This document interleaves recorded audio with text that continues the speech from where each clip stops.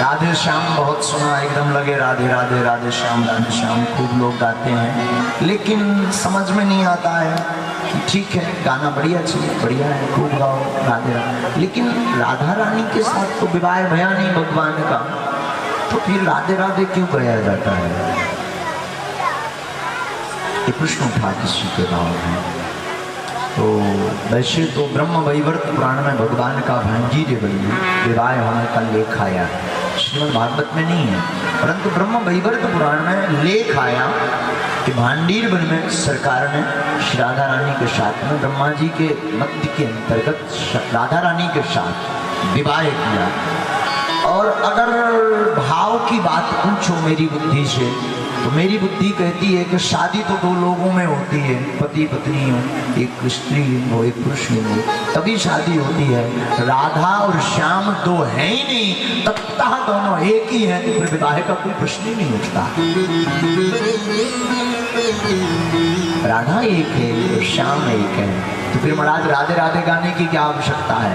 राधा भगवान की कहा जाए तो आत्मा है, भगवान की भक्ति है राधा रानी, और शरीर तभी चलेगा जब आत्मा होगी, आत्मा के बिना शरीर नहीं चल सकता। जब आत्मा उड़ जाती है तो फिर क्या कहते हैं, क्या घोषित कर देते हैं, भैया सब राम नाम सत्य है। और ये परमात्मा की जो आत्मा है, परमात्मा, परमात्मा का तात्पर्य परमात्मा, जो आत्मा तो शाश्वत है ही है, परंतु शाश्वत का जो शाश्वत परमात्मा है, तो वो परमात्मा की जो आत्मा श्री राधा रानी है, अगर आप उसका स्मरण करें तो हमारा ठाकुर दौड़ा हुआ चला आता है, गोविंद दौड़ा चला आता है। कल की कथा में हम आप सबने श्रवण किया, भगवान ध्रुव जी के ऊपर करुणा करते हैं। नन्हे से बालक ध्रुव, फिर भी भगवान ने कृपा करके करुणा करके ध्रुव जी को अपने दर्शन दिए। अब सुखदेव जी महाराज की बात सुनकर के राजा परीक्षित जी सावधान हो गए। बोले क्यों? बोले भगवान जब ध्रुव जी को दर्शन दे सकते हैं तो मुझ पर भी कभी ना कभी करुणा करेंगे। श्री महाराज परीक्षित सावधान हो गए ध्रुव चरित्र को सुनकर, और ध्रुव जी की स्वभाव भगवान की भक्ति करने का आशय ही बहुत अद्भुत है।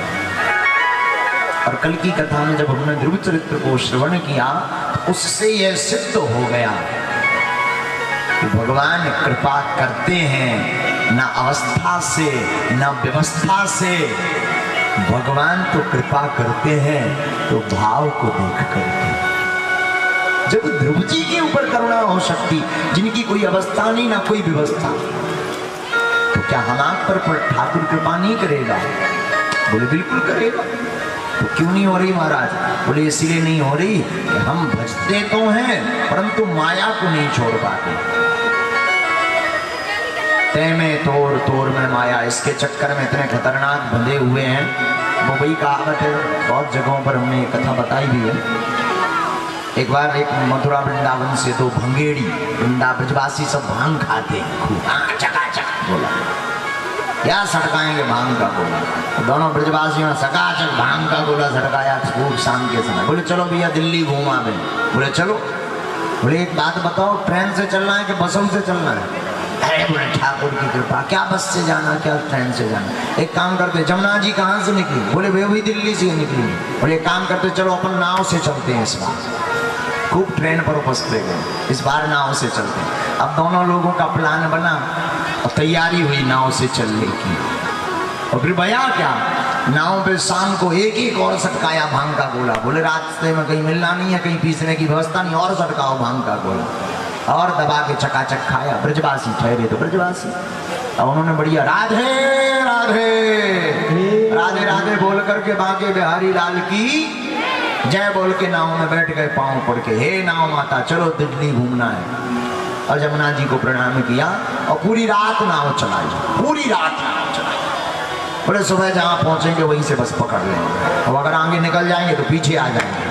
सोचना है ही नहीं कौन सा शहर मेरा बीच में, आंखें मीच के बैठो और राधे राधे गाओ, चलो चलो। अब पूरी रात महाराज नाव चलाई, सुबह हुई और जैसी सुबह हुई तो देखा बढ़िया सुंदर सा नगर कोई आया हुआ है, सहरा है। तो एक टहल रहा था यमुना के किनारे, सुबह टहलने वाले घूम रहे होंगे, तो उसने पूछा भाई ये कौन सा शहर है, कौन सा नगर है? तो उसने जवाब ये वृंदावन है।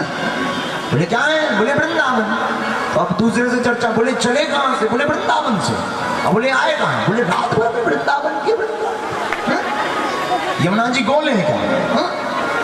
अब उसकी बुद्धि में समझ में ना आया, हे भगवान ये हो क्या गया? अब वो खूब विचारता रहा, ये सारा पागल बना रहा होगा।